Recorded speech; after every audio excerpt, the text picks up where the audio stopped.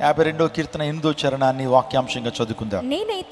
నేనైతే దేవుని మందిరములో పచ్చని ఒలివ చెట్టు వలె ఉన్నాను. దావీదు మహారాజు ఒక గొర్రెల కాపులుగా బెత్లెహేము అడవుల్లో మందలు మేపుకునేటువంటి దావీదు తన జీవితంలో రాజు అయినప్పుడు దేవుని ఆశీర్వాదాలని, దేవుని యొక్క కృపను పొందినటువంటి దావీదు ఒక విషయాన్ని చెప్తున్నాడు.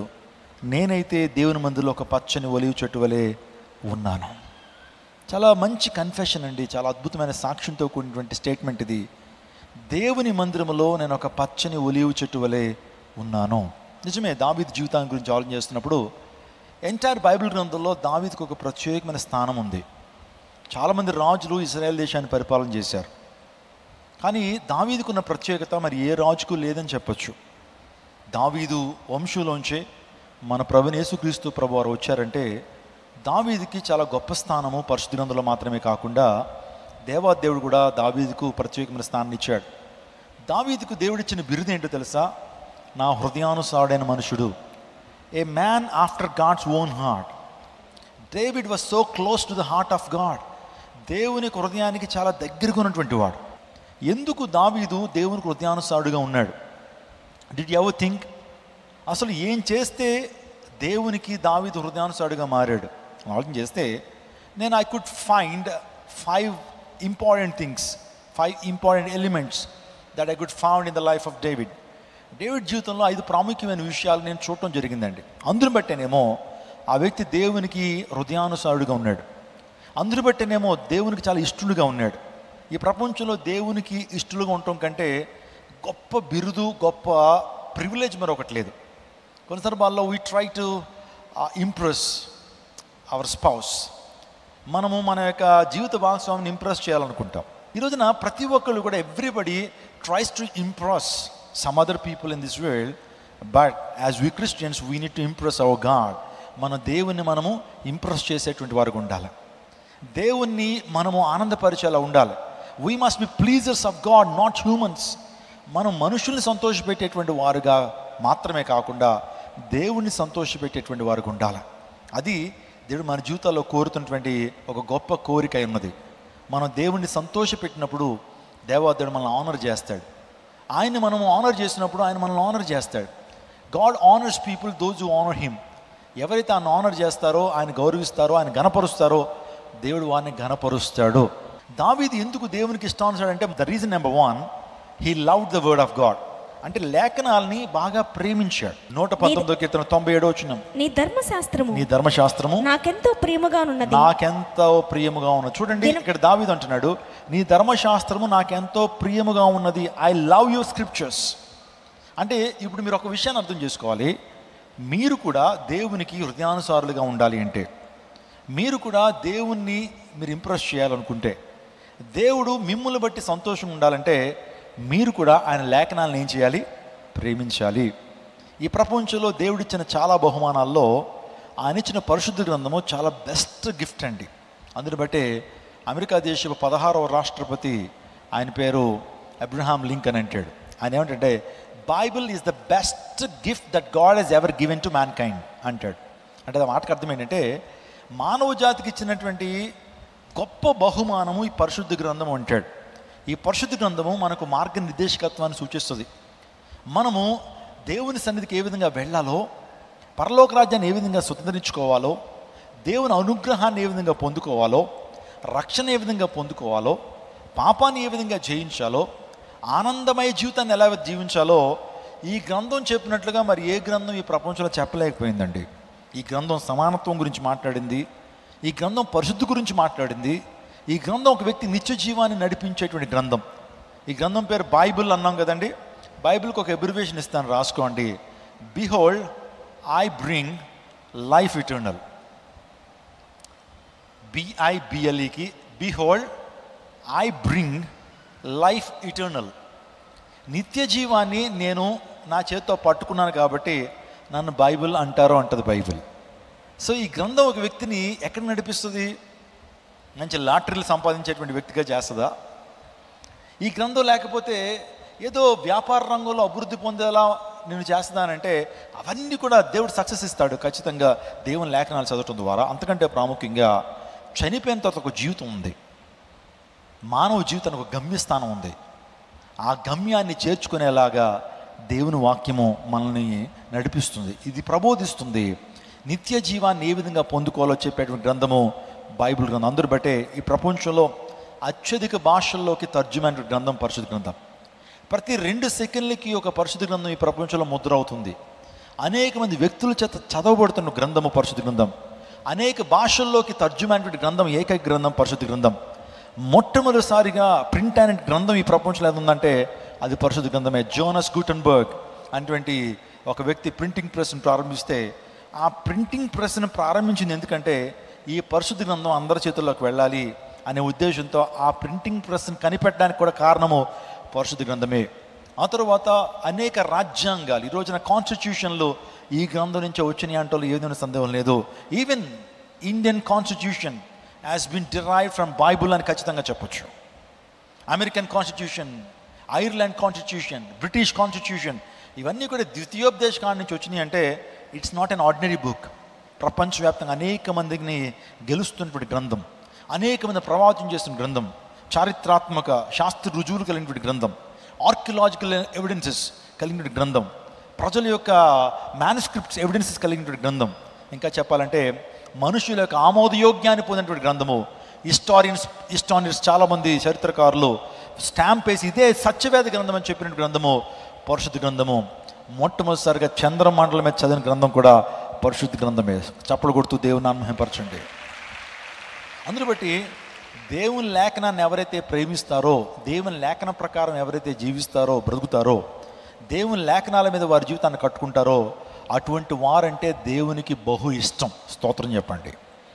నిన్ను కూడా అంటాడేమో, దేవుని లేఖనాలని నువ్వు ప్రేమించి దేవుని లేఖన ప్రకారం నిర్ణయాలు తీసుకుంటే దేవుడు కూడా అంటాడు, పాలిమాన్యుల్ నువ్వు నాకు హృదయానుసారుడు అయ్యా, లేకపోతే జోసెఫ్ నువ్వు నాకు హృదయానుసారుడు అయ్యా అని దేవుడు ఖచ్చితంగా మాట్లాడతాడు. అవునండి, దావీదు దేవుని వాక్యాన్ని ప్రేమించిన వాడు. నా సూటి ప్రశ్న, are you loving the word? Are you loving the word of God? మనం అన్నీ ప్రేమిస్తాం. మన పుస్తకాలు చదువుకుంటాం, న్యూస్ పత్రికలు చదువుతుంటాం, మ్యాగజైన్స్ చదువుతుంటాం. ఆ తర్వాత ఈరోజు చాలా ఈ బుక్స్ వచ్చేస్తున్నాయి, ఇంటర్నెట్లోనే చాలా బుక్స్ వస్తున్నాయి, అవి చదువుతున్నాం. కానీ so are you interested to read the word of God every day? దేవుని వాక్యాన్ని రోజు చదువుతున్నావా? దేవుని వాక్యం చదువుతున్న ద్వారా నీ అంతరంగం శుద్ధిపరచబడుతూ ఉంటుంది. దేవుని వాక్యం వెల్లడొకటితో ఉండే వెలుగు కలుగును. అవి తెలియలేనటువంటి వారికి ఏమిస్తుంది? తెలివినిచ్చునని దేవుని లేఖనం సెలవిస్తున్నాయి. కాబట్టి దావీదు దేవుని లేఖనాల్ని ప్రేమించినటువంటి వాడు. రెండోదిగా మనం చూస్తే కనుక దావీదు తన జీవితంలో David love to pray. He love to pray. ఆయనకు ప్రార్థన అంటే అమితమైనటువంటి ఇష్టం అన్నమాట. ప్రభు సన్నిధిలో ఆయనతో మాట్లాడుట, ఆయనతో సంభాషించుట, ఆయనతో సహవాసం చేయుట, ఆయన సన్నిధిని తన జీవితంలో కలిగి ఉండటం అనేది దావీదుకి చాలా ఇష్టమైనటువంటి కార్యం. అందును బట్టే దావీదు దేవునికి ఇష్టడుగా ఉన్నాడు. అంటే దేవుని లేఖనాల ప్రకారం జీవించేటువంటి వాడు, దేవుని లేఖనాలు చదివేటువంటి వాడు, దాని యందు విశ్వాసం కలిగినటువంటి వాడు ధన్యుడని దేవుని లేఖనం సెలవిస్తోంది, దేవునికి ఇష్టడని దేవుని లేఖనం సెలవిస్తుంది. రెండోదిగా ప్రార్థించేవారంటే దేవునికి ఇష్టం. ప్రార్థించేవారంటే దేవునికి ఇష్టము. యథార్థవంతుల ప్రార్థన ఆయనకు ఆనందకరము అని సామెతల గ్రంథంలో చూస్తూ ఉంటాం. నిజమే, ప్రార్థన చేసేటువంటి వారంటే దేవునికి ఇష్టం. మూడోదిగా David love to praise God. ఆయనకు వర్షిప్ అంటే చాలా ఇష్టం అండి. వర్షిప్ చేస్తూ ఉండేటువంటి వాడు. దావీదు కొన్ని ఇన్స్ట్రుమెంట్లు ప్లే చేయటం వచ్చు. ఆయన గొర్రెలు కాసుకుంటున్నప్పుడు అరణ్యాల్లోకి వెళ్ళి హార్ప్ పట్టుకుని దేవుని గణపరుస్తుండేటువంటి వాడు. పాటలు రచన చేస్తూ ఆ పాటల స్వరకల్పన చేస్తూ పాడుతుండేటువంటి వాడు. మన కీర్తనలో అవన్నీ కూడా మనం చదువుతాం, కానీ వాస్తవానికి అవన్నీ కీర్తనలు. అవన్నీ ఏంటి? పాడేటువంటి వారు. దావీదు చాలా కీర్తనలు రచించాడు, వాటిని పాడుతుండేటువంటి వాడు. తన అనుభవాల్లోంచి రాశాడు. ఆ పాటలను పాడుతుండేటువంటి వాడు, దేవుని మహింపరుస్తుండేటువంటి వాడు. He used to worship God with all of his heart and mind. తన హృదయపూర్వకంగా అన్ని వేళ నేను యెహోవాను సన్నుతించెదను, నేను అన్ని వేళ నేను ప్రభువుని సన్నుతించెదను. I will extol my God, I will praise my God in all the times of my life. నా జీవితంలో అన్ని వేళల్లో ప్రభువుని స్తుతిస్తానని ఒక మంచి పాజిటివ్ కన్ఫెషన్ని ఈ యొక్క దావీదు కలిగినట్లుగా మనం చూస్తున్నాం. నాలుగోదిగా దావీదు ఎందుకు దేవుడికి హృదయానుసారంటే David love the unity among brethren. అతడు ఎప్పుడు కూడా సమాధానం కోరుకునేవాడు. సహోదరుల ఐక్యత కలిగి ఉండటం ఎంత మంచిది, ఎంత మనోహరం అన్నటువంటి వాడు దావీదు. ఎప్పుడు కొట్లాట్లకు వెళ్ళేటువంటి వాడు కాదు, సమాధానం కోరుకునేటువంటి వాడు, సమాధానాన్ని వెంటాడి పట్టుకునేటువంటి వాడు. తన మామ అయినటువంటి సౌలు వాస్తవానికి కలహప్రియుడు. సౌలుకి ఎప్పుడు కూడా ఫైటింగ్స్ అంటే ఇష్టం. ఎప్పుడు గొడవ పెట్టుకోవడం, ఆ గొడవల్లో రోజులు అలా గడిపేయటం. కొంతమంది చూడండి, భార్యాభర్తలు ఆ నెల కొట్టుకోకపోతే వాళ్ళకి అసలు నిద్రే పట్టదు. ఏదో ఒక గొడవ పెట్టుకుని ఒక వారం రోజులు ఇద్దరు కూడా ఎడమొఖం పెడమొఖంలో ఉండాలనేటువంటిది కాన్సెప్ట్ అనమాట. అంటే వాళ్ళకి ఏమి ఇష్టం అంటే అప్పుడప్పుడు అలా గొడవ ఆడుకోవటం వాళ్ళకి చాలా ఇష్టంగా ఉంటుంది. దావీదు అలాంటి వాడు కాదు, ఎప్పుడు సమాధానం కోరుకునేటువంటి వాడు. తన మామ అయినటువంటి సౌలు ఎప్పుడు కూడా కలహాన్ని పెట్టుకోవాలని, కయ్యానికి కాలు దూవటం అంటారు చూసారా, అలా ఉంటుండేటువంటి వాడు. కానీ దావీదు ఎప్పుడు సమాధానాన్ని కోరుకునేవాడు. A man after God's own heart. నా హృదయానుసారుడని ఎందుకు దేవుడు తనను పిలిచాడంటే ఐక్యతను కోరుకున్నాడు, సమాధానం కోరుకున్నాడు. ఫైనలీ నేను ఒక మాటను గమనించాను, ఏంటంటే డేవిడ్ హేటెడ్ ఎవ్రీ ఫాల్స్ వే. అంటే చెడుతనాన్ని ఎప్పుడు కూడా అసహించుకునేటువంటి వాడు, చెడుతనాన్ని ద్వేషించేటువంటి వాడు, చెడును ప్రేమించేటువంటి వాడు కాదు. అందును బట్టేనేమో దేవునికి దావీదు ఇష్టడయ్యాడు. చెప్తారా ఒకసారి? Why David has become a heart for God. దేవుని కొరకు జీవించడానికి, a man after God's own heart అని పిలువబడడానికి కారణము, మొదటిది దావీదు దేవుని వాక్యాన్ని ప్రేమించాడు. రెండవదిగా ప్రార్థనను ప్రేమించాడు. మూడవదిగా ఆరాధన చేసినటువంటి వాడు, ఆరాధన ప్రేమించినటువంటి వాడు. నాలుగవదిగా ఎప్పుడు ఐకమత్యాన్ని కోరుకున్నాడు. ఐదవదిగా చెడుతనాన్ని అసహించుకున్నాడు. ఈ 5 కారణాలను బట్టి దేవాదేవుడు దావీదుని నా హృదయానుసారుడు అన్నాడు. ఇప్పుడు అంటున్నాడు ఇటువంటి దావీదు, నేను దేవుని మందిలో ఒక పచ్చని ఒలీవ చెట్టు వలె నాటబడ్డాను, ఒక పచ్చని ఒలీవ చెట్టు వలె ఉన్నాను. ఈరోజున ఈ అనుభవం నీకుందా? దేవుని మందిరంలో, జీవం గల దేవుని సంఘంలో నువ్వు ఒక పచ్చని ఒలీవ చెట్టు వలె నాటబడ్డావా? Are you planted in the church of God as olive tree? ఈ రోజున అసలు బాటనీ మనం చదువుతా ఉన్నప్పుడు ఒలీవ చెట్టు ద్వారా వచ్చే ప్రయోజనాలు చాలా గొప్పవండి. చాలామంది ఆలివ్ ఆయిల్తో ఈ రోజున వంటలు వండుకుంటున్నారు. సో ప్రపంచంలో ప్రతి ఆయిల్లో కూడా కొలెస్ట్రాల్ ఉంటుంది, ఫ్యాట్స్ ఉంటాయి. కానీ ఆలివ్ ఆయిల్ ఏం చేస్తుందంటే బాడీలో ఉన్న కొలెస్ట్రాల్ని కిల్ చేస్తుందని అంటారు. వాస్తవానికి ఒలీవ్ పండు రోజు కూడా కొన్ని తీసుకుంటే మనిషి చాలా ఆరోగ్యకరంగా ఉంటాడని ఈ రోజున చాలామంది వైద్యులు చెప్తారు. ఆలివ్ ఫ్రూట్స్ని తినడానికి ప్రయత్నం చేస్తుంటారు. ఆ తర్వాత ఆలివ్ ట్రీ చాలా చాలా శ్రేష్టమైన గుణాలు ఉంటుందండి. అది టాప్ టు బాటమ్ ప్రతిదీ కూడా ఉపయోగకరంగా ఉంటుంది. ఆలివ్ ట్రీ, ఒలీవ్ చెట్టు. అందుని బట్టే ఆ చెట్టుతో పోల్చుకున్నాడు.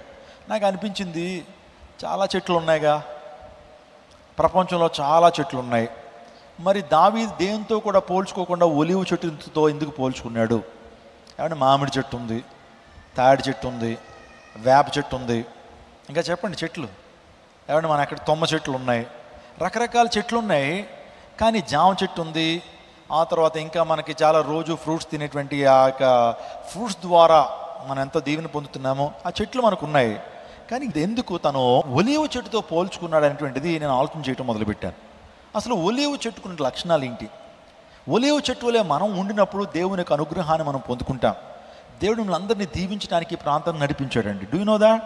ఈరోజు నువ్వు ఒలీవ చెట్టు వలె ఉండగలిగితే దేవుని సంపూర్ణమైన ఆశీర్వాదాలు, అలనాడు దావీదుకి ఇచ్చిన ఆశీర్వాదాలు నువ్వు సొంతం చేసుకుంటావు. దావీదు జీవితాన్ని ఒకసారి ఆలోచన చేస్తే కడసారి వాడు యెషై అనేటువంటి ఒక వ్యక్తికి 8 మంది కుమారులు ఉంటే అందులో చివరోడు ఎవరు? దావీదు. సమూయేలు అన్నాడు, దేవుడు నాతో మాట్లాడుతున్నాడు, యెషై నీ 8 మంది కుమారుల్లో ఒకళ్ళని నీ రాజుగా ప్రతిష్ఠించమన్నాడు, అభిషేకించమన్నాడు. ఒకసారి 8 మంది కుమారులని నా ముందుకు ప్రవేశపెడతావా అంటే ఆ తండ్రి చూడండి 7గురిని ప్రవేశపెట్టాడు. కడసారోడు దావీదుని మాత్రం అసలు లిస్టులోంచి కూడా తీసేసాడు. ఎందుకంటే దావీదుకి ఏమైనా యుద్ధ విద్యలు తెలియవు. రాజుకి తగ్గట్టు క్వాలిటీస్ ఏవి కూడా అతని దగ్గర లేకపోయేసరికి తండ్రి కూడా చేదరించుకున్నాడు, తండ్రి కూడా రిజెక్ట్ చేశాడు. కానీ దేవుడు దావీదును ప్రేమించాడు. దావీదు పట్ల దేవునికి ఒక ప్రత్యేకమైన ప్రణాళిక ఉంది. దావీదు దేవునికి హృదయానుసారుడు కాబట్టి దావీదుని దేవాదేవుడు రాజుగా చేశాడు. గొర్రెల కాపరుకున్నటువంటి వ్యక్తి. నిజంగా ఆ టైంలో యెరూషలేము కొండ మీద యెబూసీలైనటువంటి శత్రువులు పరిపాలన చేస్తున్నారు. ఇజ్రాయెల్ దేశం అంతా కూడా వీరి చేతిలో ఉందండి. కానీ గుండెకాయ లాంటి ఆ కొండ మాత్రం, యెరూషలేము కొండ మాత్రం శత్రువుల చేతిలో ఉంది. ఏమంటే దేశం అంతా చేతిలో ఉంది, కానీ గుండెకాయ లాంటిది వాళ్ళ చేతులు ఉండేటప్పటికీ ఒకరోజు అడుగుతున్నాడు, ప్రభువా నన్ను ఎక్కలేనంత ఎత్తైన కొండను ఎక్కించు ప్రభువా, ఆ కొండను నేను రీచ్ అవ్వాలి. ఎబూసీలు నేను జయించి అక్కడ నీ యొక్క సింహాసనం ఏర్పాటు చేయాలయ్యా, యెహోవా దేవా నాకు సహాయం చెయ్యా, నన్ను ఎక్కలేనంత ఎత్తైన కొండకు ఎక్కించు అని ప్రార్థనాపూర్వకంగా ముందు కదలినటువంటి దావీదు తన జీవితంలో రాజుగా చేయబడ్డాడు. ఒక గొర్రెల కాపరి రాజుగా చేయబడిన చరిత్రను మనం బైబిల్ గ్రంథంలో మనం చూడగలుగుతాం. దావీదు గురించి ఎన్ని చెప్పినా తక్కువే అండి. దేవాదేవుడు సకల చరాచర సృష్టిని తన నోటి మాట ద్వారా కలుగు చేసినటువంటి సృష్టికర్త అయినటువంటి దేవుడు, స్వయంభవుడైనటువంటి దేవుడు, సర్వాధికారి అయినటువంటి దేవుడు, సర్వజ్ఞాని అయినటువంటి దేవుడు. ఆయన దావీదు వంశంలోంచి వచ్చాడు అంటే దావీదు ఎంత శ్రేష్టమైనటువంటి గుణ లక్షణాలు కలిగినటువంటి వాడో, దావీదు దేవునికి ఎంత ఇష్టానుసాడో మీరు ఆలోచన చేయండి. దావీదు కూడా తన యొక్క జీవితంలో ఒలీవ చెట్టుకు తన జీవితాన్ని పోల్చుకున్నాడు. వాయ్, ఎందుకు ఒలీవ చెట్టుతో పోల్చుకున్నాడంటే మూడు విషయాలు చెప్తాను దేవుని వాక్యంలోంచి. మనం కూడా ఒలీవ చెట్టులో ఉన్నప్పుడు మనల్ని కూడా దేవుడు దీవిస్తాడనే విషయాన్ని మీకు జ్ఞాపకం చేస్తున్నాం. మొదటిగా హోషేయ గ్రంథం 14వ అధ్యాయం 6వ వచనం చదువుదాం. ఎందుకు ఒలీవ చెట్టుకున్నట్టు ప్రాముఖ్యత పరిశుద్ధ గ్రంథం ఏం చెప్తుందని ఆలోచన చేస్తే ప్రవక్త అయిన హోషేయ 14వ అధ్యాయం 6వ వచనం చదువుదాం. అతని కొమ్ములు విశాలముగా పెరిగెను, ఒలీవ చెట్టుకు కలిగిన సౌందర్యము అతనికి కలుగును.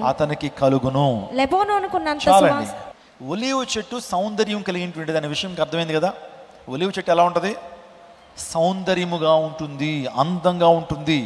అంటే మనం కూడా సౌందర్యంగా ఉండాలని దేవుడు కోరుతున్నాడు. మనం కూడా ఈ రోజున ఒలీవ చెట్టు వలె ఉండాలని కోరుతున్నాడు. అందుని బట్టి సౌందర్యంగా మనం ఉండాలి, సౌందర్యంగా అందంగా ఉండాలి. ఏంటి అందం? దేవుడు ఏ అందాన్ని కోరుతాడు? శారీరక అందాన్ని దేవుడు చూస్తాడా? మనుషులైతే ఎత్తు, బరువు, రంగు, రూపాన్ని చూస్తారు. కానీ దేవుడు ఎప్పుడు కూడా శారీరక అందానికి ఎక్కువగా ప్రాముఖ్యతనివ్వడు, కానీ ఆంతరంగిక సౌందర్యాన్ని దేవుడు ప్రేమిస్తాడు. దేవుడు ఎవరిని తన రాజ్యంలో తీసుకుంటారంటే ఆంతరంగిక సౌందర్యాన్ని కలిగి ఉంటారో వారిని దేవుడు ఎంపిక చేసుకుంటాడు. దేవుని లేఖనం చెప్తుంది సామెతల గ్రంథంలో 31వ అధ్యాయంలో, అందం మోసకరం, సౌందర్యం వ్యర్థం, కానీ యెహోవాయందు భక్తులు కలిగిన స్త్రీ కొనియాడబడిన దేవుని లేఖనం సెలవిస్తుంది. ఈ మధ్యాహ్న కాల సమయంలో మనం ఆత్మీయ సౌందర్యాన్ని కలిగి ఉండాలి.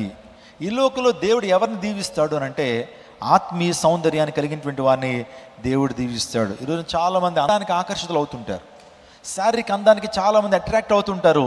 కానీ ఒక మాట, దేవుడు మనలో ఒక ఆంతరంగిక సౌందర్యాన్ని చూస్తాడు. మన మాటలు, మన చేతలు, మన యొక్క నడకలు, మనం ప్రవర్తించేటువంటి తీరు, మన పరిశుద్ధమైనటువంటి జీవితాన్ని దేవుడు కోరి మనల్ని దీవిస్తాడు. పాల్ వాకర్ అనేటువంటి ఒక వ్యక్తి ఉన్నాడండి ప్రపంచంలో, చాలా అందగాడు. ఆ వ్యక్తి ఫాస్ట్ అండ్ ఫ్యూరియస్ అనేటువంటి ఆయన అందులో యాక్ట్ చేశాడు. మీరు చూస్తున్నారు. పాల్ వాకర్ మరణించిన తర్వాత నిత్య జీవాన్ని ఇచ్చేటువంటి వాడు యేసునాథుడే. శాంతి సమాధానం ఆయన దగ్గర ఉన్నాయి కాబట్టి ఆయన విశ్వసించండి అంటే రిజెక్ట్ చేశాడట ఈ వ్యక్తి. నేను యేసు ప్రభు నామకు I don't need you Jesus, నీ యొక్క యేసు నాకు వద్దని చెప్పి ఆ వ్యక్తి సువార్త వినకుండా అందాన్ని బేస్ చేసుకున్నాడు. నాకు అందమే నాకు డబ్బును సంపాదించి పెడుతుంది, నా గ్లామరే నాకు చక్కటి డబ్బును సంపాదించి పెడుతుందని చెప్పిన ఈ వ్యక్తి అలా చెప్పినటువంటి కొన్ని వారాలకి ఒక భయంకరమైన యాక్సిడెంట్కి అతను గురయ్యాడు. షూటింగ్ జరుగుతూ ఉంది. ఆ షూటింగ్లో ఏం జరిగిందంటే కారు చాలా స్పీడ్గా వెళ్తున్నప్పుడు యాక్సిడెంట్ అవటంతోనే కారు బ్లాస్ట్ అయిపోయిందండి. దేహం కూడా కనబడలేదండి, మొత్తం బొగ్గైపోయింది. మొత్తం దేహం అంతా కూడా ఒక రకంగా ఆ యొక్క కారులో ఆ యొక్క వ్యక్తి యొక్క శవం అంతా కూడా కాలిపోయింది. నిజంగా ప్రపంచం అంతా కూడా నివ్వెరపోయారు. ఇంత మంచి హాలీవుడ్ యాక్టర్ యాక్సిడెంట్లో చనిపోయాడు. దాని ముందు ఒక దేవుని సేవకుడు వెళ్ళి సువార్త ప్రకటించిన వినలేదనే విషయాన్ని అనేక మంది తెలుసుకున్న తర్వాత అనేక మంది బాధపడ్డారు. ఎందుకు మాట చెప్పాను తెలుసా? ఈరోజున మన అందము, మన యొక్క సౌందర్యం ఒకనాటికి ఫేడ్ అయిపోద్ది. మనం మరణించడంతోనే నిజంగా మన యొక్క అందం అంతా కూడా ఫేడ్ అవుతుంది. మన వృద్ధాప్యం అనేది ప్రతి ఒక్కరికి వస్తుందనే విషయాన్ని మీకు జ్ఞాపకం చేస్తున్నాను. ఇది కాదు, ఇది బాహ్య సౌందర్యం కొరకు మనం పాటుపడనక్కర్లేదు, కానీ ఆంతరంగిక సౌందర్యం కొరకు మనం ప్రయాసపడాలి. యెహోవాయందు భక్తులు కలిగి జీవించడమే ఆత్మీయ సౌందర్యం. స్తోత్రం చెప్పండి. ఎస్తేర్ జీవితాన్ని గురించి ఆలోచన చేస్తే ఎస్తేర్ ఎప్పుడు తగుమాత్రపు అలంకరణ కోరుకుంది. హేగే నిర్ణయించిన అలంకరణ తప్పించి మరి ఏ అలంకరణ ఎక్స్ట్రా మేకప్ వేసుకోలేదు. ఎవరో ఎస్తేర్. అందుని బట్టి రాజుకి నచ్చింది ఎవరంటే ఎస్తేర్. ఆ యొక్క రాజుకి ఒక శ్రేష్టమైనటువంటి భావము తన హృదయంలో ఏర్పడింది. ఒక మంచి ఇంప్రెషన్ క్రియేట్ అవ్వడానికి కారణం ఏంటంటే ఎస్తేర్లో ఉన్న ఆత్మీయ సౌందర్యము. దేవుడే తన హృదయాన్ని మార్చాడు, రాజు ఒక హృదయాన్ని మార్చాడు. ఎస్తేరు పట్ల దయ అనేటువంటి ఆ గొప్ప హృదయాన్ని రాజుకి ఇచ్చాడు. అందులో మన జీవితాల్లో కూడా మనం ఆత్మీయ సౌందర్యాన్ని కలిగి ఉండాలి. మన జీవితంలో ఆత్మీయ సౌందర్యాన్ని కలిగి ఉంటుందో వారు దేవుడు ఇచ్చేటువంటి గొప్ప ప్రయోజనాలు ఏంటో తెలుసండి. దేవుడు ఎవరైతే ఆత్మీయ సౌందర్యాన్ని కలిగి ఉంటారో దేవుడు వారికి సన్నిహితంగా ఉంటాడు. స్తోత్రం చెప్పండి. ఆత్మీయ సౌందర్యాన్ని ఎందుకు మనం పెంచుకోవాలి? శారీరక సౌందర్యాన్ని పెంచుకోవడం కొరకు బ్యూటీ పార్లర్స్కి వెళ్తున్నాం. చాలామంది పురుషులు జిమ్కి వెళ్ళి చక్కగా వర్కౌట్స్ చేస్తుంటారు, ఎందుకంటే శారీరకంగా చాలా దృఢంగా ఉండాలి, అందంగా కనిపించాలని. స్త్రీలు అయితే బ్యూటీ పార్లర్కి వెళ్తుంటారు, టాప్ టు బాటమ్ అన్ని రంగులు వేసుకుంటూ ఉంటారు. కానీ ఒక విషయం ఏంటంటే మీ యొక్క బాహ్య సౌందర్యం కంటే ఆంతరంగిక సౌందర్యం చాలా ప్రాముఖ్యం. He has a intimate relationship with you if you have internal beauty. మీ జీవితాల్లో మీరు ఆంతరంగిక సౌందర్యం మీరు కలిగి ఉంటే దేవుడు మీతో ఒక ఇంటిమేట్ రిలేషన్షిప్ కలిగి ఉంటాడు, ఒక మంచి సంబంధ బాంధవ్యాన్ని మీతో ఏర్పాటు చేసుకుంటాడు. నిజంగా దేవుడు నీకు గొప్ప అధికారాన్ని ఇస్తాడు. తను ఎందరైతే అంగీకరించారో తన నామందు విశ్వాసం ఉంచిన ప్రతి ఒక్కరికి దేవుని పిల్లలైనటువంటి అధికారము దేవుడు ఇస్తాడు. ఇంకో మాట చెప్పనా, ఎవరైతే ఆత్మీయ సౌందర్యాన్ని కలిగి ఉంటారో వారట నిజంగా ఆ దేవదూతల ద్వారా వారు కాపాడబడతారట, భద్రపరచబడతారట. సామెతల గ్రంథంలో ఒక మంచి మాట ఉంటుంది, యెహోవా యందు భక్తులు గల వారి చుట్టూ ఆయన దూత కావలి ఉండి వారిని రక్షించును. నిజమేనండి, మీలో ఎవరైతే ఆత్మీయ సౌందర్యాన్ని కలిగి ఉంటారో దేవుని దూత అని ఏం చేస్తుంది, అనునిత్యము భద్రపరుస్తుంటుంది, కాపాడి రక్షించునని దేవుని లేఖనం సెలవిస్తూ ఉంది. చెప్పండి, నేనైతే దేవుని ముందులో ఒక పచ్చని ఒలివ చెట్టు వలె ఉన్నానని దావీదు అంటున్నాడు. ఒలివ చెట్టు ఎలా ఉంటుంది? సౌందర్యంగా ఉంటుంది. కాబట్టి మనం కూడా ఏ సౌందర్యం కోసం ప్రయాసపడాలి? ఆంతరంగిక సౌందర్యం, ఇంటర్నల్ బ్యూటీ. ఈరోజు చాలామంది ఎక్స్టర్నల్ బ్యూటీ కొరకు ఎంతెంతో ప్రయాసపడుతున్నారండి, ఒక స్త్రీ గురించి నాకు తెలుసు, ఆమె సుమారుగా ఎన్నో ప్లాస్టిక్ సర్జరీలు చేయించుకుందట. చూసారండి, బార్బీ గర్ల్ చూసారు, టాయ్స్ అలా ఉండాలని ఎంతో ప్రయాసపడిందండి ఆమె. అందుని బట్టి ఆమె మొత్తం ఈ ప్రాట్లో ఉన్నటువంటి ఈ యొక్క నడుం భాగంలో ఉన్నటువంటి అన్నీ కూడా ఆపరేషన్ సుమారుగా నాకు తెలిసి 20-30 ఆపరేషన్ చేయించుకుందట. ఎలా ఉంటుందంటే ఆమె ఒక బొమ్మలాగా ఉంటుంది. అలా అవటం కొరకు ఎన్నో కోట్ల రూపాయలు ఆమె ఖర్చు పెట్టింది, ఎన్నో ప్లాస్టిక్ సర్జరీలు చేయించేసుకుంది, చివరికి ప్రాణం మీద తెచ్చుకుందండి. అందం కోసం ప్రయాసపడింది. పిక్సీ ఫాక్స్ అనేటువంటి ఈమె నిజంగా బొమ్మలాగే ఉంది కదండి. వాస్తవానికి అది ఎలా ఎవరికైనా సాధ్యం అంటారా? అలా రోజున ఆంతరంగిక సౌందర్యం కోసం మనం ప్రయాసపడదాం. ప్రియ చెల్లెమ్మలు, ఆత్మీయ సౌందర్యం కొరకు మనం ప్రయాసపడదాం. ఈ బాహ్య సౌందర్యం కొంతకాలానికి ఏమవుతూ ఉంటుంది, ఫేడ్ అవుట్ అయిపోతూ ఉంటుంది. ఈ యొక్క సౌందర్యం రోజు రోజుకి తగ్గిపోతూ ఉంటుంది.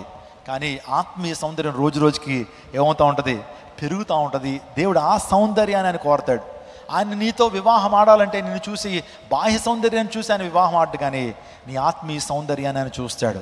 సంగము మచ్చైనను డాగైనను కళంకమైనను ఏది లేకుండా ఉండాలని దేవుడు మాట్లాడుతూ ఉన్నాడు. అప్పుడు దేవుడు వివాహం ఆడడానికి ఆయన వివాహ వరుడుగా రాబోతున్నాడు, పెండ్లి కుమారుడుగా ఆయన లోకానికి రాబోతున్నాడు. మనందరం కూడా వధువుగా ఉండాలి అంటే మనలో పరిశుద్ధమైనటువంటి జీవితం, ఆంతరంగిక సౌందర్యాన్ని దేవుడు కోరుతా ఉన్నాడు. చెప్పాను కదా, ఆంతరంగిక సౌందర్యాన్ని పొందుకోవడం ద్వారా దేవునితో ఒక ఇంటిమేట్ రిలేషన్షిప్ నువ్వు కలిగి ఉంటావు, దేవుని భద్రత నువ్వు పొందుకుంటావు, మునుపటి కంటే అత్యధిక ఆశీర్వాదాలు నువ్వు పొందుకుంటావు. ఎప్పుడంటే నువ్వు ఆంతరంగిక సౌందర్యాన్ని నువ్వు కలిగి ఉన్నప్పుడు. రెండోదిగా ఒలివ చెట్టుకున్నటువంటి రెండో ప్రాముఖ్యమైన అంశం ఏంటంటే ఒలివ చెట్టు ఫలించేటువంటి అనుభవాన్ని కలిగి ఉంటుంది. ఒలివ చెట్టు ఫలించేటువంటి అనుభవాన్ని కలిగి ఉంటుంది.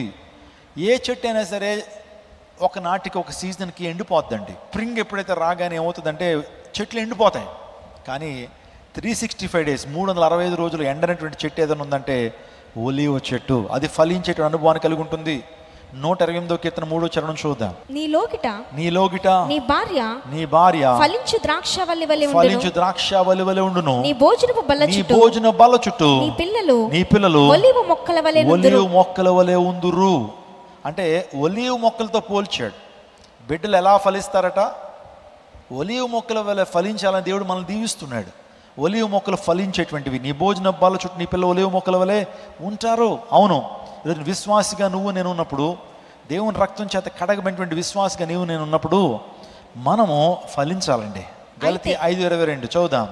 అయితే ఆత్మఫలమేదనగా ప్రేమ, సంతోషము, సమాధానము, దీర్ఘశాంతము, దయాళుత్వము, మంచితనము, విశ్వాసము, సాత్వికము, ఆశానిగ్రహం. ఇక్కడ దావీదు వీటిని ఫలించాడండి. దావీదు ఆత్మఫలం ఫలించాడో ఫలించలేదా? దావీదులో ప్రేమ ఉంది, దావీదులో దయ ఉంది, దావీదులో సాత్వికం ఉంది, దావీదులో విశ్వాసం ఉంది. సో అందును బట్టి దావీదు నిజంగా దేవుని ద్వారా గొప్ప బిరుదును పొందుకున్నాడు. దావీదు నా హృదయానుసారణ మనుషుడు. మన జీవితాల్లో కూడా ఆత్మఫలం ఫలించాలి. దావీదు చక్కటి ఆరాధికుడు అండి.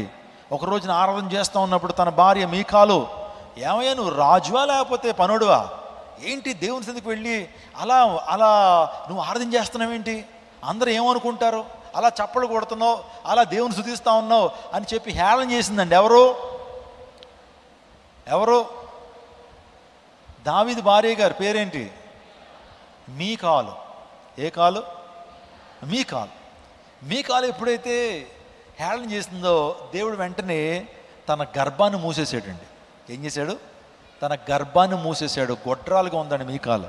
అంటే ఎందుకు మాట చెప్పానంటే, దావీదు ఆత్మఫలం ఫలించినటువంటి వాడు. దేవుని మందసం తన రాజ్యానికి వస్తున్నప్పుడు నాట్యం చేస్తున్నాడు. ఆనందం పట్టలేక దేవుని మందసం తన రాజ్యానికి వస్తున్నప్పుడు ఆనందంతో నాట్యం చేస్తున్నప్పుడు, దేవుని ఆరాధన చేస్తున్నప్పుడు, అంటే పిచ్చి పిచ్చి డ్యాన్సులు కాదు, గుర్తుపెట్టుకోండి. దావీదు వేసినటువంటి డ్యాన్స్ పిచ్చి డ్యాన్సులు కాదు, అర్థం లేనటువంటి డ్యాన్సులు కాదు, ఆత్మలో ఆరాధిస్తూ ఉన్నాడు.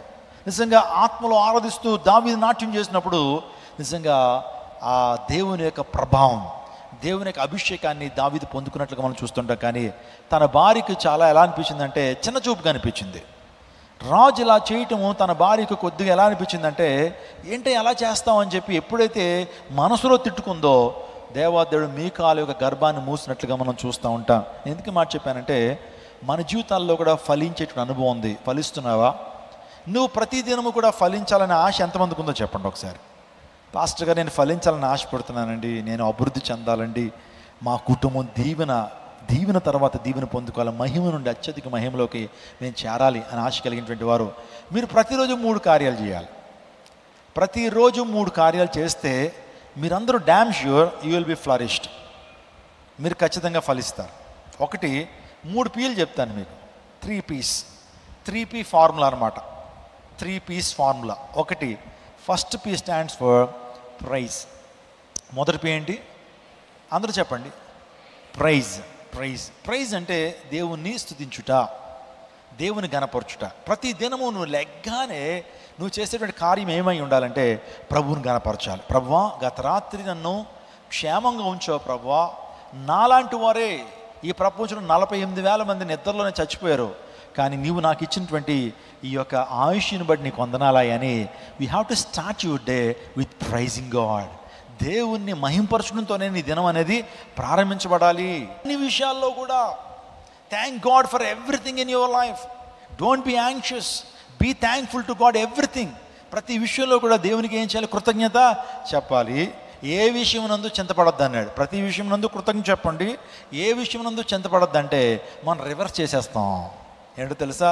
ప్రతి విషయానికి చింతే. మనకి వాతావరణం ఎలా ఉందనేటువంటి కొంతమంది ఎంత చింతో. ఏంటి వాతావరణం మరి వర్షాకాలం వర్షాలు పడకుండా ఉంటాయా? దానికి చింత. వేసవకాలంలో 48 డిగ్రీలు వచ్చింది, ఆయనకి ఎంత బాధ. వేసవకాలం ఎంత ఎండ ఉందో చూడండి, ఫ్రస్ట్రేట్ అవుతూ ఉంటాడు. ప్రతి దానికి చింతపడిపోవడమే. ఎక్కువ వర్షం పడినా చింతే, ఎక్కువ ఎండ వచ్చేసినా చింతే, ట్రాఫిక్ ఎక్కువ ఉన్నా చింతే. ఈయన టెన్షన్ ఫీల్ అయిపోతూ ఉంటాడు. మరి ట్రాఫిక్ ఉండకపోతే ఏమవుతుంది? నువ్వు ముందుగా ప్లాన్ చేసుకుని వెళ్ళాలి చక్కగా. కానీ నువ్వు లేటుగా బయలుదేరి ట్రాఫిక్ అని చెప్పి పక్కన భార్యని తిట్టేస్తావు, డ్రైవర్ని తిట్టేస్తావు, అందరినీ తిట్టేస్తావు. ఎందుకు ఈ ఫ్రస్ట్రేషన్? ప్లాన్ చేసుకుంటే కనుక అటువంటి ఫ్రస్ట్రేషన్ ఉండదు కదా. ప్రతిదానికి చింతపడద్దు, ప్రతిదాని వెందు ప్రార్థన చేయండి, థ్యాంక్స్ గివింగ్ అర్పించండి అని ప్రభు మాట్లాడుతున్నాడు ఫిలిప్పీయులకు రాసిన పత్రికలో. అది మొదటి P. First P stands for praise. Second P stands for prayer. రెండోది ఏంటి? ప్రార్థన చేయండి. ప్రార్థన ఒక ఊపిరిగా మార్చుకోండి. ప్రార్థనలో గొప్ప శక్తి ఉన్నది. ప్రార్థన పరిస్థితులు మారుస్తుంది. ప్రార్థన నీ జీవితంలో ఉజ్జీవాన్ని తీసుకొస్తుంది. ప్రార్థన నీ జీవితంలో విజయాన్ని తీసుకొస్తుంది. ప్రార్థన నీ జీవితంలో పాపాన్ని చంపుతుంది. పాపపు ఆలోచన చంపేస్తుంది. ప్రార్థన ఎందుకు చేయాలో చెప్తున్నాను చూడండి. పాపం చేయాలనే ఆలోచన నీలో కిల్ అయిపోవాలంటే ప్రార్థనే. ప్రార్థన చేస్తే పాపం చేయాలనే ఆలోచన నీలోంచి పోతుంది. ప్రియమైన తమ్ముడు, నీకు ఎప్పుడైనా సరే చెడు దృశ్యాలు చూడాలనేటువంటి ఆలోచన కలిగినప్పుడు మోకరించి ప్రార్థన చేసే, గాడ్ విల్ కిల్ దెమ్. దేవుడు వాడిని ఏం చేస్తాడు? నీ యొక్క మైండ్లోంచి వాడిని చంపేస్తాడు. అటువంటి ఆలోచన నీలోకి రాదు. దేవుడు పాపాన్ని జయించడానికి ఒక మంచి ఆయుధాన్ని మన చేతిలో పెట్టాడు. అదే ప్రార్థన. ప్రార్థన చేస్తే పాపాన్ని నువ్వు చంపగలుగుతావు.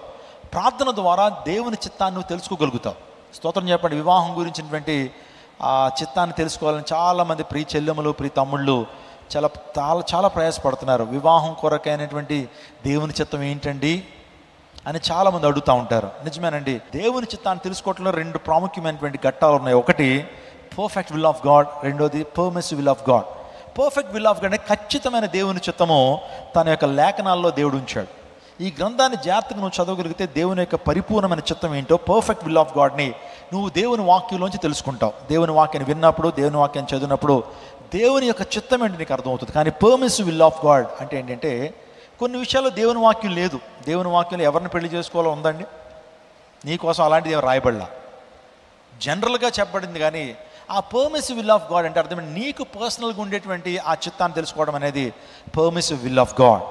దేవుడు ఎప్పుడు నీకు పర్మిసివ్ విల్ ఆఫ్ గాడ్ని ఎప్పుడు రివీల్ చేస్తాడు అంటే, నువ్వు ఎప్పుడైతే పర్ఫెక్ట్ విల్ ఆఫ్ గాడ్ని ఫుల్ఫిల్ చేస్తావో ఆటోమేటికల్గా దేవుడు పర్మిసివ్ విల్ ఆఫ్ గాడ్ని నీ జీవితంలో రివీల్ చేస్తాడు. Are you getting my point church? మీకు అర్థమైందా?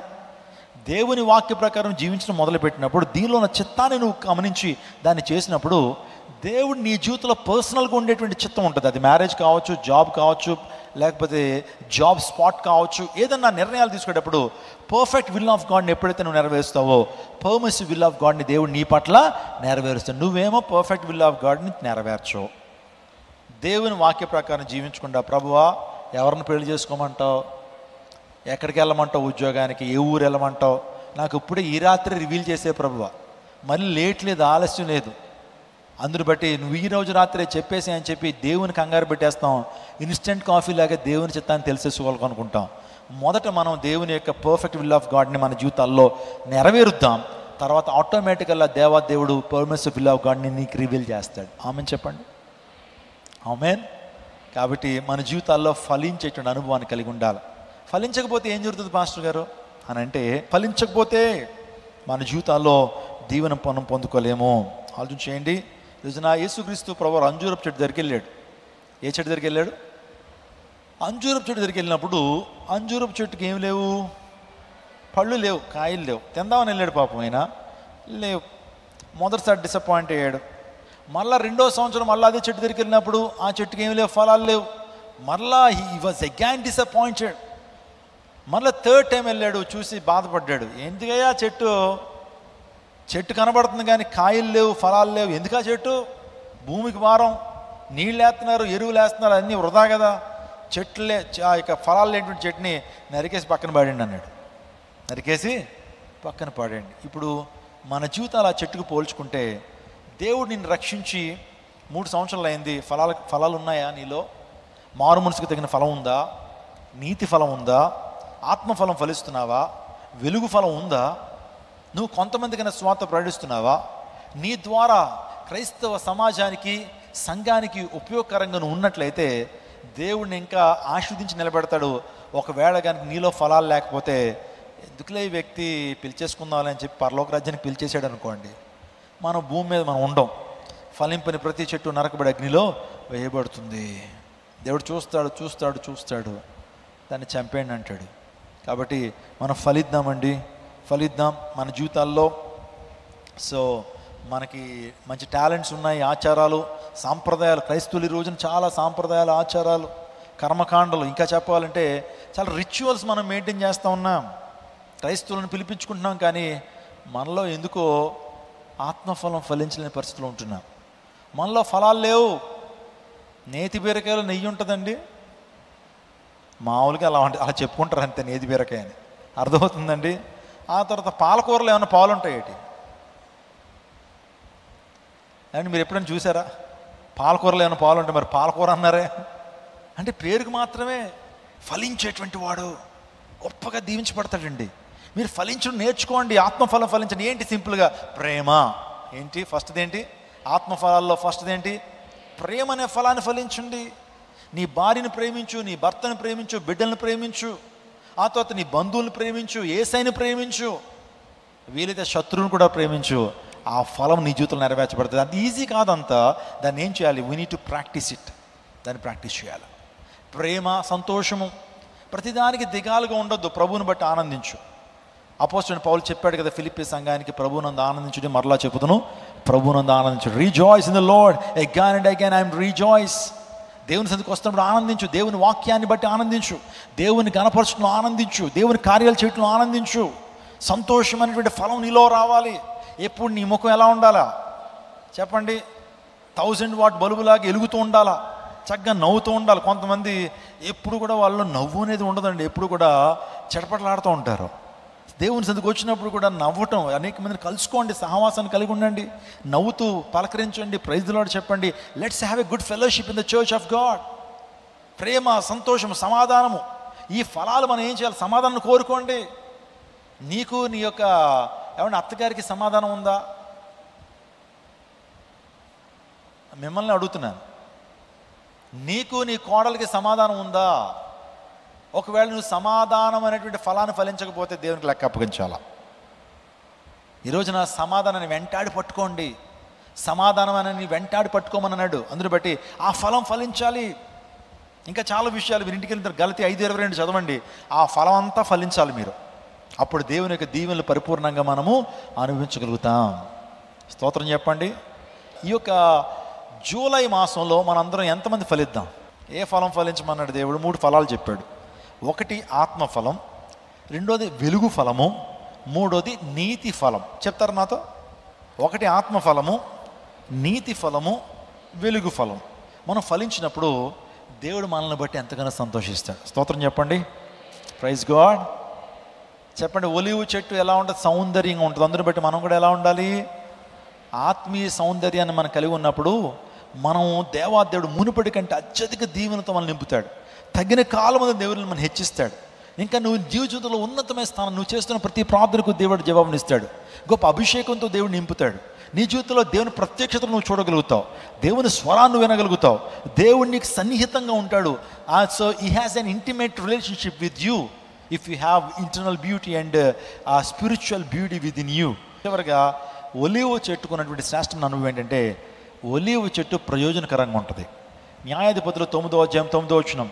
ఇక్కడ ఒలీవ చెట్టు గురించి మనం ధ్యానం చేస్తున్నాము. మమ్మను ఏలుమని ఒలీవ చెట్టు నడుగగా ఒలీవ చెట్టు దేవుని మానవుల్ని దేని వల్ల నరులను సన్మానించుదురో ఆ నా తైలము ఇవ్వక మాని చెట్ల మీద రాజునై ఉండి ఇటు అటు ఊగుటకు నేను వచ్చేదనా అని వాటితో అను. అప్పుడు చెట్లు నీవు వచ్చి మమ్మను ఏలుమని అంజూరపు చెట్టును అడుగగా అంజూరపు చెట్టు చెట్ల మీద రాజునై ఉండి ఇటు అటు ఊగుటకు. చాలండి. ఇక్కడ చెట్లన్నీ మాట్లాడుకుంటున్నాయట. ఏంటది అంటే మాట్లాడుకోవు, కానీ సందర్భం మనం జాగ్రత్తగా అర్థం చేసుకోవాలి. ఇక్కడ 2 చెట్లు వచ్చినాయి. ఏంటి? అంజూరపు చెట్టు, ద్రాక్ష చెట్టు. అర్థమవుతుందా? అంజూరపు చెట్టు, ద్రాక్ష చెట్టు వచ్చి ఒలివ చెట్టు దగ్గరికి వచ్చి, ఒలివ చెట్టు నువ్వు సూపర్ కదా, సౌందర్యంగా ఉంటావు, అద్భుతంగా ఫలిస్తావు, నువ్వు నిజంగా ఎంతో శ్రేష్టమైనటువంటి చెట్టు, కాబట్టి దేవుడు కూడా నిన్ను ప్రత్యేకంగా ఒలీవ నూనెతో అభిషేకించమని నిజంగా అనేక మంది ప్రవక్తలకు చెప్పాడు. అందరు బట్టి మా చెట్లన్నిటికీ నువ్వే రాజుగా ఉండు. ఎవరన్నారు? అంజూరపు చెట్టు, ద్రాక్ష చెట్టు. ఏ చెట్టు దగ్గరికి వచ్చి అంటున్నాయి? ఒలీవ చెట్టు దగ్గరికి వచ్చి ఉన్నాడు. అప్పుడు ఒలీవ చెట్టు ఏం సమాధానం చెప్పింది? చెప్పండి, చదవండి ఒకసారి. ఒలీవ చెట్టు ఏం సమాధానం చెప్పింది? దేవుని మానవుల్ని దేని వలన నరులు సన్మానించుదురో ఆ నా తైలం ఇవ్వక మానేసి చెట్ల మీద రాజునై ఉండి చెట్లకి రాజుగా ఉండి ఇటు అటు ఊగటానికి నేను వచ్చేదనా? బాబు, నాకు నీ పదవి వద్దయ్యా. అమ్మ, అంజూరపు చెట్టు, ద్రాక్ష చెట్టు, నీ పదవి నాకు వద్దు, రాజ్య పదవి నాకు వద్దు. అసలు నాకంటూ ఒక ప్రత్యేకమైన ఉద్దేశం ఉంది. దేవుడు నన్ను కలుగు చేయడం ఉద్దేశం ఉంది. ఏంటి తెలుసా? నరునికి ఆ ప్రయోజనకరంగా ఉండేటువంటి దేవుని యొక్క సన్నిధిలో ఆ ధూపార్తిని వేయటానికి, ఆ దీపాన్ని వెలిగించడానికి నూనెగా ఉపయోగపడేటువంటి నన్ను రాజుగా ఉండి ఏం చేయమంటావు? అటు ఇటు ఒకటానికి తప్పించి ఏదైనా ప్రయోజనకరంగా లేకపోతే నాకు ఆ పదవి వద్దు అంది. ఎవరు అర్థమవుతుందండి? అంజూరపు చెట్టు అంటే మీకు ఏమర్థమైందంటే, అంజూరపు చెట్టు ప్రయోజనకరంగా ఉంటుంది. నీవు కూడా ప్రయోజనకరంగా మనం ఉండాలి. నీ కుటుంబానికి, సంఘానికి, దేశానికి నువ్వు ప్రయోజనకరంగా ఉండాలి. ఆలోచన చేయండి. మనుషుల్ని నిజంగా అనేక మందికి రక్షణ సువార్తను ప్రకటించేటువంటి అనుభవంలోకి మనం రావాలి. ఒలీవ చెట్టు అది నూనె బయటికి రావాలంటే అది నలగొట్టుకుంటుంది, ఎర్రగొట్టుకుంటూ ఉంటుంది. మనం కూడా దేవుని కొరకు మనం నలగొట్టుకున్నప్పుడు, దేవుని కోసం మనం విరిగినప్పుడు, దేవుని కోసం మనం మండినప్పుడు సమాజానికి మనము మంచిని పంచగలుగుతాం, సమాజానికి దీవెనకరంగా ఉండగలుగుతాం, అనేక మంది రక్షణలోకి మనం నడిపించగలుగుతాం. ప్రతి విశ్వాసి కూడా ప్రయోజనకరంగా ఉండాలని దేవుడు కోరుతా ఉన్నాడు. ప్రతి విశ్వాసి కూడా తన కుటుంబానికి దీవెనకరంగా ఆశీర్వాదకరంగా ఉండాలి. ప్రభువైన యేసుక్రీస్తు ప్రభు విశ్వాసు గురించి చెప్తూ మీరు లోకానికి వెలుగై ఉన్నారు అన్నాడు. You are the light of this world. రెండోదిగా ఆయన అన్నాడు మీరు లోకానికి ఉప్పు అయి ఉన్నారు. ఉప్పు గురించి చాలా సందర్భాల్లో మనం వింటున్నాం. So salt is a great preservative. Salt అద్భుతంగా ప్రిజర్వ్ చేస్తుందండి ఏ పదార్థాన్ని అయినా సరే.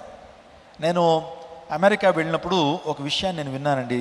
చాలామంది కెనడాలో చేస్తారట, వారు వింటర్ రాగానే వారికి మంచు కురుస్తుందండి. మనకు వర్షం కురుస్తున్నట్టు వారికి మంచు కురుస్తుంది.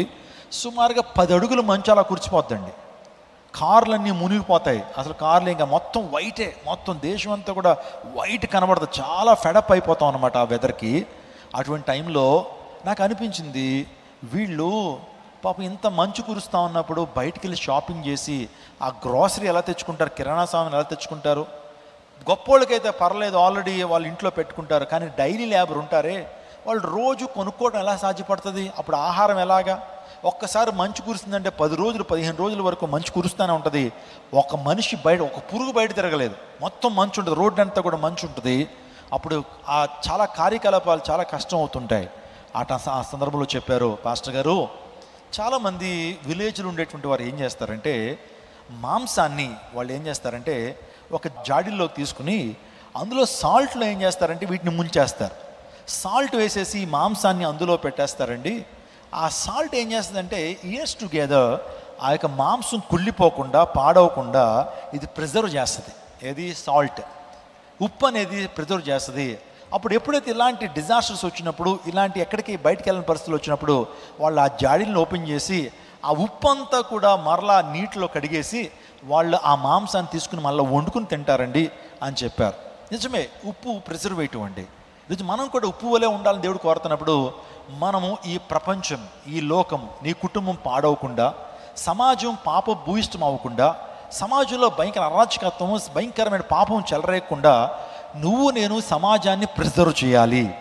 నువ్వు నేను సువార్త ప్రకటించి అనేక మందిని మార్చాల్సినటువంటి వారంగా ఉన్నా, అనేక మంది పాప వ్యసనాలతో ఉన్నటువంటి వారికి క్రీస్తు వెలుగును చూపించేటువంటి దివిటిల వలె ఉండాలని దేవుడు కోరుతా ఉన్నాడు. ఇది ప్రయోజనకరమైన జీవితం. ఒక్క సూటి ప్రశ్న, నువ్వు ప్రయోజనకరంగా ఉన్నావా?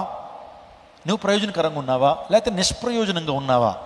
ఒకప్పుడు మనం ఆలోచన చేస్తే బైబిల్ గ్రంథంలో ఒక వ్యక్తి ఉన్నాడు, అతని పేరు ఫిలోమోన్. అతని పేరేంటి? ఫిలోమోన్ పత్రిక మనం చూస్తున్నాం. అందులో ఒనేసిమ్ అనేటువంటి వ్యక్తి ఉన్నాడు. ఎవరు? ఒనేసిమ్. ఫిలోమోన్ దగ్గర ఒనేసిమ్ పనిచేస్తున్నప్పుడు ఒకరోజు ఇంట్లో డబ్బులు దొంగిలించాడు. వెంటనే కంప్లైంట్ ఇవ్వగానే తీసుకెళ్లి చెరసాల్లో పెట్టారు. ఎవరిని? ఒనేసిమ్ని పెడితే అప్పుడు అదే చెరసాలకి ఎవరు వచ్చారు తెలుసండి?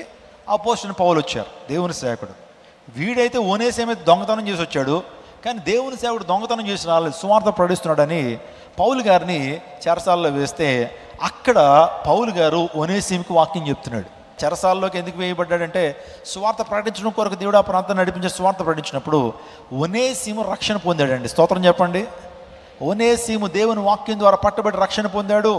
అప్పుడు ఒనేసిము ఆ చెరసాల్లో ఉన్నప్పుడు ఇప్పుడు అపోస్తలుడైన పౌలు ఫిలోమోనుకు ఉత్తరాన్ని రాస్తున్నాడు. బాబు ఫిలోమోను, నీ దగ్గర పనిచేసేవాడు కదా ఒనేసిము, ఇప్పుడు నా దగ్గర ఉన్నాడు, ఇప్పుడు చెరసాల్లో ఉన్నాడు. ఇప్పుడు ఇదివరకు అయితే నిష్ప్రయోజనంగా ఉన్నటువంటి వాడే, ఇదివరకు నిష్ప్రయోజనంగా దొంగతనాలు చేశాడు, నీ ఇంట్లో దొంగతనం చేసి ఇప్పుడు ఇక్కడ వచ్చాడు. కానీ ఇప్పుడైతే ఇతను నీకును నాకును సంఘానికి కూడా ప్రయోజనకరమైనటువంటి వాడు. గట్టిగా చప్పలు కొడుతూ దేవుని అనుభవపరచండి. నిన్ను సృష్టించి నీ కొరకు ప్రాణం పెట్టిన యేసయ్యకు ప్రయోజనకరంగా ఉన్నావా? నీ యొక్క చేతలు, నీ యొక్క బలము, నీ యొక్క తలాంతు, నీ సామర్థ్యము, నీ ధనము దేవుని పరిచయలో ఉపయోగపడుతున్నాయా? ఆలోచించేయండి. ఒలీవ చెట్టు వలె ఉపయోగకరంగా ఉండాలండి. జీవితం చాలా స్వల్పమైనటువంటిది, జీవితం ఎంతో అల్పం. ఈ అల్పమైనటువంటి జీవితంలో కొంతమందికైనా మనం బ్రతుకునివ్వాలి, కొంతమందినైనా సరే రక్షణలోకి నడిపించాలి, కొంతమంది నన్ను అగ్నిలోంచి లాగినట్టు మనం లాగాలి. ప్రయోజనకరమైన జీవితాన్ని జీవించమని దేవుడు కోరుతా ఉన్నాడు. నిజంగా యోసేపు జీవితాన్ని ఆలోచన చేస్తే ప్రయోజనకరమైనటువంటి వాడండి. తన జ్ఞానాన్ని మంచి కొరకు ఉపయోగించాడు, తనకున్న జ్ఞానము పాండిత్యము మంచి కొరకు ఉపయోగించాడు. కరువు వస్తుందని ఎప్పుడైతే తెలియగానే యోసేపు ఆ దేశంలో కొన్ని ఫుడ్ గోడౌన్స్ని ఏర్పాటు చేశాడు. అసలు ఈ గోడౌన్స్ కాన్సెప్ట్ ఎక్కడి నుంచి వచ్చిందని ఆలోచన చేస్తే క్రీస్తు పూర్వం సుమారుగా 1500-2000 సంవత్సరాల క్రితమే ఈ గోడౌన్ కాన్సెప్ట్, అంటే పంటలు బాగా పండినప్పుడు ఆ పండినటువంటి ధాన్యాన్ని, పండినటువంటి ఆ పంటను గోడౌన్లోకి పెట్టి ఆ స్టార్వేషన్లో అంటే కరువులో దాన్ని బయటకు తీసి వాడటం అనేటువంటి కాన్సెప్ట్ బైబిల్ నుంచే మనం చూస్తుంటాం. అది చేసింది ఎవరంటే ఆ యోసేపు అంత జ్ఞానవంతుడు. కరువు వస్తుందని ఎప్పుడైతే తెలియగానే మొత్తం పంటలు బాగా పండినప్పుడు దాన్ని వృధా అవ్వకుండా వాటన్నీ కూడా గోదాములకు నడిపించాడు, అంటే ఫుడ్ గోడౌన్స్కి నడిపించాడు, అక్కడ ప్రిజర్వ్ చేశాడు. కరువు వచ్చినప్పుడు వాటిని మరలా తీసి రాజ్యానికి అమ్మినట్లుగా ఉపయోగించినట్లుగా మనం చూస్తూ ఉంటాం. అది ప్రయోజనకరమైనటువంటి జీవితం. మన జీవితాల్లో కూడా ఈ దేశానికి మనం ప్రయోజనకరంగా ఉండాలి, సంఘానికి ప్రయోజనకరంగా ఉండాలి, ఒకవేళ నీ కుటుంబానికి ప్రయోజనకరంగా ఉండాలి, నీ తల్లిదండ్రులకు ప్రయోజనకరంగా ఉండాలి. అది దేవుడు మన జీవితం నుంచి కోరుతుంది. సో నువ్వు మునుపు నిష్ప్రయోజనమైన వ్యక్తివే కావచ్చు, ప్రభువుని నమ్ముకో క్రితము వేస్ట్ ఫెలో అని, యూజ్లెస్ ఫెలో అని నేను అనొచ్చు, కానీ ప్రభువుని నమ్ముకున్న తర్వాత ఎవరిని అలా వెనడానికి వీల్లేదు. మునుపు వీడు నిష్ప్రయోజనమైనటువంటి వాడే, ఇప్పుడు నీకును నాకును ప్రయోజనకరమైనటువంటి వాడని మనం చూస్తూ ఉన్నాం. యూజ్ఫుల్గా మనం ఉండాలా, దేవుని పరిచయంలో వాడబడాలి. మన తలాంతులు, మన జ్ఞానము, మన డబ్బు, మన యొక్క టైము దేవుని కొరకు, సృష్టికర్త కొరకు మనం వినియోగించినప్పుడు దేవుని ఆశీర్వాదాలు మనం మెండుగా మనం పొందుకుంటాం. ప్రత్యక్ష గుడారంలో ఒలీవ నూనె వాడమని చెప్పడం జరిగింది. ప్రత్యక్ష గుడారంలో దేవుని యొక్క మందిరంలో నిజంగా ఆ దీపాన్ని వెలిగించడం కొరకు ఏ నూనె వాడేవారు? ఆలివ్ నూనె వాడేవారు. ఈరోజున ఒక్క సూటి ప్రశ్న, నేను సృష్టించిన సృష్టికర్తకు నువ్వు ప్రయోజనకరంగా ఉన్నావా? నీ జీవితంలో టైం, టాలెంట్స్ అండ్ ట్రెజర్స్ ప్రభు కోసం ఇస్తున్నావా? ప్రయోజనకరంగా ఉన్నావా? ఏదైనా చెత్తను కూడా ఉపయోగించేస్తున్నారండి. గవర్నమెంట్ వారు చెత్తలోంచి కూడా ఏవో తీస్తూ ఉన్నారు, గోబర్ గ్యాస్ని తీస్తూ ఉన్నారు, ఇంకా రకరకాల చెత్త కూడా ఉపయోగపడతా ఉన్నప్పుడు నువ్వు నేను దేవునికి ఉపయోగపడాలి. యజమాడు వాడుకునే అర్హమైన పాత్రగా మనం మార్చబడాలి. యజమాడు మనల్ని వాడుకోవడానికి ఇష్టపడుతున్నాడు. ఎవరైతే వారి జీవితాల్లో ప్రభు యొక్క సన్నిధిని కలిగి ఉంటారో, ఎవరైతే ప్రభు యొక్క సహవాసాన్ని కోరుకుంటారో దేవుడు వారిని వాడుకోవడానికి ఇష్టపడుతున్నాడు. నువ్వు నేను కూడా, నేనైతే దేవుని మధ్యలో ఒక పచ్చని ఒలీవ చెట్టు వలె నాటబడ్డాను అని ఎవరు చెప్తున్నారు? దావీదు చెప్తున్నాడు. ఈరోజు ఎంతమంది ఒలీవ చెట్టు వలె ఉందా? ఉంటే ఏంటి ప్రయోజనం అంటారా? ఉంటే అన్ని ఆశీర్వాదాలు మీ మీద కురిపించబడతాయి. దావీదుని దేవాదేవుడు అతి సామాన్యమైన దావీదుని ఇశ్రాయేల్ దేశానికి రాజుగా 40 సంవత్సరాలు పరిపాలన చేసి రాజుగా మార్చాడనంటే దావీదు ఒలీవ చెట్టు వలె ఉన్నాడు. కాబట్టి ఈ రాత్రి, ఈ ఉదయకాల సమయంలో నువ్వు కూడా ఒలీవ చెట్టు వలె ఉంటే దావీదు ఆశీర్వాదాలని నీవే, దావీదు పొందిన ఆశీర్వాదాలను నువ్వు స్వతంత్రించుకుంటావు. దేవాదేవుడు నీ ప్రతి ప్రార్థనకు జవాబునిస్తాడు. ఆ యొక్క జీవ గ్రంథంలో, జ్ఞాపకార్థ గ్రంథంలో దేవుడు నీ పేరు లిఖింపజేసి ప్రతి అవసరాన్ని తీరుస్తాడు. ఒక్కసారి రివిజన్కి వద్దాం. ఒలీవ చెట్టు గురించి మనం విన్నాం. నేనైతే దేవుని మందిలో ఒక పచ్చని ఒలీవ చెట్టు వలె నాటబడ్డాను అన్నాడు. ఇప్పుడు చెప్పండి, ఒలీవ చెట్టుకున్న 3 ప్రాముఖ్యమైన లక్షణాలు పైన వారు చెప్పండి ఒకసారి. మొదటిది, ఒలీవ చెట్టు సౌందర్యంగా ఉంటుంది, అందంగా ఉంటుంది. అందుని బట్టి మనం కూడా అందంగా ఉండాలి. ఉదయాన్నే లేగ్గానే పేరులో ఫుల్గా పామేసుకుని అందంగా కనిపించాలా? అదే దాని అర్థం. అందంగా ఉండటం అంటే అందంగా ఉండే ఆత్మీయ సౌందర్యం, ఆంతరంగిక సౌందర్యం. దావీదు ఆంతరంగిక సౌందర్యం కలిగి ఉన్నాడు కాబట్టి శామ్యూల్ వచ్చి దావీదుని అభిషేకించాడు. దేవుడు దావీదుని కోరుకున్నాడు. ఆంతరంగిక సౌందర్యం మనకు కావాలి. రెండవదిగా, ఒలీవ చెట్టు ఎలా ఉంటుంది? ఒలీవ చెట్టు పచ్చగా ఎప్పుడు ఫలిస్తూ ఉంటుంది. అందుని బట్టి మనం కూడా ఏం ఫలం ఫలించాలి? మనం 3 ఫలాలు ఫలించాలని చెప్పాను. ఒకటి ఆత్మఫలం, నీతి ఫలం, వెలుగు ఫలం. ఫలించాలి. నువ్వు ప్రేమలో ఫలించాలి, సహవాసంలో ఫలించాలి, జ్ఞానంలో ఫలించాలి, వాక్యంలో ఫలించాలి, ప్రార్థనలో ఫలించాలి. ఎక్కడ వేసిన గొంగళి అక్కడలాగా ఉండిపోవడానికి వీల్లేదు. ఫలింపుందా? రక్షించబడి 5 సంవత్సరాలు అయింది, ఏది నీలో ఫలింపేది? ఒక్కడికైనా స్వార్థ ప్రకటించావా? రక్షించబడ్డావు, ఎంతమందిని ప్రభు సన్నిధికి నడిపించావు? నువ్వు నీ ద్వారా ఎంతమంది దేవుని తెలుసుకున్నారు? నీ ద్వారా ఎంతమంది రక్షణలోకి వచ్చారు? ఫలింపుందా? ప్రేమలో ఫలిస్తున్నావు, జ్ఞానంలో ఫలిస్తున్నావా? ఇంకా చెప్పండి, ఇంకా ఎలిమెంటరీ స్కూల్లోనే ఉంటే ఎప్పుడు హై స్కూల్కి వస్తావు? ఎప్పుడు పీజీల్లోకి వస్తూ ఉంటావు? ఎప్పుడు దేవుని నామాన్ని ప్రకటిస్తావు? రక్షించబడి చాలా కాలమైంది, ఇంకా నువ్వు మూలపాఠాలు ఏంటి ఏబిసిడీలు నేర్చుకుంటున్నావు. పలక బలపం తీసుకుని ఏ బి అని 10th క్లాస్ కూడా రాస్తున్నాడు అనుకోండి, ఎలా ఉంటుంది పరిస్థితి? ఏమంటే మీ అబ్బాయి 10th క్లాస్కి వచ్చేసాడు, ఇంకా బలపం తీసుకుని A for apple, B for ball అని రాస్తున్నాడు అనుకోండి, మీరు ఆనందిస్తారా? మీరు ప్రతి ఆదివారం కూడా దేవుని వాక్యాన్ని వింటున్నప్పుడు ఫలించాలి, దేవుని వాక్యాన్ని చదవాలి, ప్రకటించాలి దేవుని వాక్యాన్ని. So praise, prayer and preach మీరు చేయాలి. ఆ తర్వాత మూడోదిగా ఒలివ చెట్టు ఎలా ఉంటుంది? ఒలివ చెట్టు ప్రయోజనకరంగా ఉంటుంది. దాని మొక్కలు, దాని యొక్క కాండం, దాని యొక్క ఫలము, దాని నుంచేటువంటి ఆయిల్, దాని యొక్క ఆకులు, దాని యొక్క కాండం, ఎవ్రీథింగ్ అది ప్రయోజనకరంగా ఉంటుంది. ఏది యూజ్లెస్ ఏమి లేదండి. దానిలో ఉన్న ప్రతిదీ కూడా ఏ పార్ట్ మీరు తీసుకుని, సో ఏ పార్ట్ తీసుకున్నా అది ఉపయోగకరంగానే ఉంటుంది. కాబట్టి మనం కూడా ఉపయోగకరంగా ఉండాలండి. నువ్వు క్రైస్ట్ టెంపుల్కి వస్తున్నావు, క్రైస్ట్ టెంపుల్కి ఉపయోగకరంగా ఉన్నావా? కొంతమంది అంటారు ఏమిరా నీ వల్ల ఉపయోగం అని అంటూ ఉంటారు కదా చాలామంది. కొంతమంది అలాగే అంటారు, ఏం ఉపయోగం ఉంది నీ ద్వారా? ఈ రోజున దేవుడు నీ ద్వారా ఆయన సంతోషించాలండి. నేను సృష్టించినందుకు ఆయన రిగ్రెట్ అవ్వకూడదు. స్తోత్రం చెప్పండి. అబ్బా ఎందుకు సృష్టించాను రా వీడిని అనుకోకూడదు. సృష్టించినందుకు God has to feel proud. మంచి క్యాండిడేట్ని సృష్టించాను, ఎంత మేలుకరంగా ఉన్నాడు అనుకోవాలి తప్పించి ఎందుకు ఇతను సృష్టించాను. నోవహు టైంలో ప్రజలను చూసట దేవుడు పరితాపం ఉందట. ఎలాంటి ప్రజలను సృష్టించాను నేను ఆయన పరితాపం అలా ఉండకూడదండి, ప్రయోజనకరంగా ఉందా. అందరికీ శుభవార్త. ప్రతి ఆదివారం 10,000 మంది ఒక చోట చేరి దేవుణ్ణి ఆరాధిస్తున్న జీవం గల దేవుని సంఘం. స్వస్థత, విడుదల, అభిషేకం పొందాలనుకుంటున్నారా? దురాత్మ శక్తుల నుంచి విడుదల కావాలా? ఆర్థిక ఇబ్బందుల నుంచి విడుదల కావాలా? సంతానలేమితో బాధపడుతున్నారా? కుటుంబ సంక్షేమం కొరకు ప్రత్యేక ప్రార్థనలు కోరుకుంటున్నారా? శాంతి లేక ఆత్మహత్య చేసుకోవాలనుకుంటున్నారా? నిజమైన ఖచ్చితమైన వాక్యం చేత బలపడాలని ఆశిస్తున్నట్టయితే రండి. క్రైస్ట్ టెంపుల్ మీ కొరకే. ప్రతి ఆదివారం 4 ఆరాధనలు జరుగుతున్నాయి. మొదటి ఆరాధన ఉదయం 6 గంటలకు, రెండవ ఆరాధన ఉదయం 8 గంటలకు, మూడవ ఆరాధన ఉదయం 10 గంటలకు, నాల్గవ ఆరాధన సాయంత్రం 6:30 జరుగును. స్థలం Christ temple, Mary Stella indoor stadium, Pantakaluva road, NTR circle, Vijayawada. ముఖ్య ప్రసంగికులు ప్రపంచవ్యాప్తంగా వాక్యమునందించి కోట్లాది మందికి దీవెనకరముగా ఉన్న మన దైవజనులు రెవరెండ్ డాక్టర్ పాల్ ఇమాన్యుయల్ గారు మరియు నిస్సీ పాల్ గారు శక్తివంతమైన సందేశాలను అందించి ప్రతి ఒక్కరి కొరకు ప్రత్యేక ప్రార్థనలు చేయుదురు. హృదయాలను హత్తుకునే అద్భుతమైన స్తుతి ఆరాధన సాక్ష్యాలు, ప్రతి విశ్వాసిపై ప్రత్యేక శ్రద్ధ, గృహ దర్శనాలు, ఇంకా మరెన్నో. ప్రతి ఆరాధనలో 1000 మంది ప్రజలు పాల్గొంటూ ఆత్మీయముగా బలపడుచున్నారు. పాటలు, ఆరాధన, వర్తమానముల ద్వారా దేవుని ఆత్మీయ కార్యములు అనేకులు పొందుకుంటున్నారు. విజయవాడ చుట్టుపక్కల ప్రాంతాల నుంచే కాక 100 కిలోమీటర్ల దూరం నుంచి ప్రజలు వచ్చి ఆత్మీయ మేలులు పొందుచున్నారు. ప్రతి ఆదివారం హోలీ కమ్యూనియన్ సర్వీస్. దూర ప్రాంతము నుండి వచ్చు వారికి ప్రేమ విందు కలదు. కుటుంబాలతో రండి. దేవుడిచ్చే గొప్ప రక్షణ, స్వస్థత, అభిషేకాన్ని పొందుకొనండి.